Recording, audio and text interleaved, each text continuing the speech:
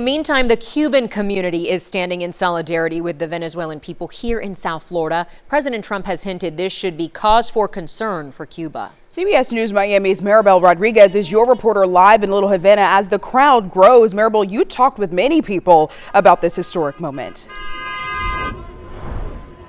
I sure did, and as you all know, and as we know here in South Florida, whenever something big happens here, where do people go? Of course, here Versailles, and take a look at the crowd today. They are not disappointing.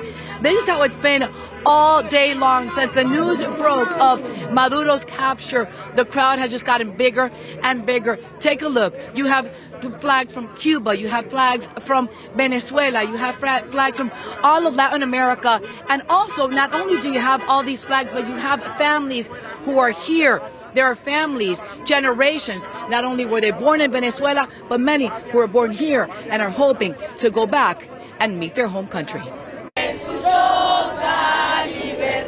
At Versailles restaurant in Little Havana, Venezuelan and Cuban flags together in solidarity and hope of freedom. A lot of us want to go back, visit our country, and I want my son to visit the place that I was born the way that I left it, in freedom, because that's what we need. And this is what Trump is giving us, freedom. Once again. This reaction from the Venezuelan and Cuban American community after President Donald Trump announced the capture of Venezuela's President Nicolás Maduro and his wife Celia Flores. It means a lot to the Venezuelan people, to the Cuban people, to the Nicaraguan people, I think to Latin America, that a murderer and a drug trafficker is already not able to continue to repress its own people and to send drugs into the United States. Early Saturday morning, many waking up to the news that's hit home to the thousands of Venezuelans living here in South Florida that for years they've been waiting to hear. We hope that this continues not only in Venezuela, Cuba, Colombia. We want to see Colombia free also from Petro.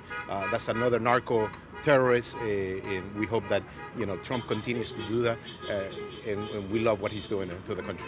Hours after the news, Cuban American activists gathered at the Assembly for a Cuban Resistance, sharing their thoughts of what this means not only for Venezuela but also for Cuba.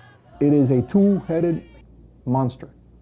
So that regime which oppresses Venezuela and which oppresses Cuba and which sucks the life out of Cuba and Venezuela has been dealt a very heavy blow. So this will also benefit the Cuban people in their fight for freedom. It's our fight, it's our struggle.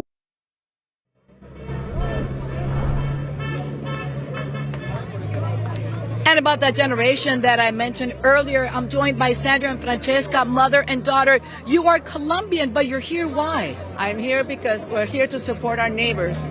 I'm Colombian and Venezuela. We have lived the diaspora of the Venezuelan people flooding Colombia. We see how they suffer, and also we live in Miami and we see the effects that the Cuban diaspora has been lived here. So we have seen the problem that it has generated. Thank you, Sandra. So this is a hope for all of Latin America, not only for Venezuela, right?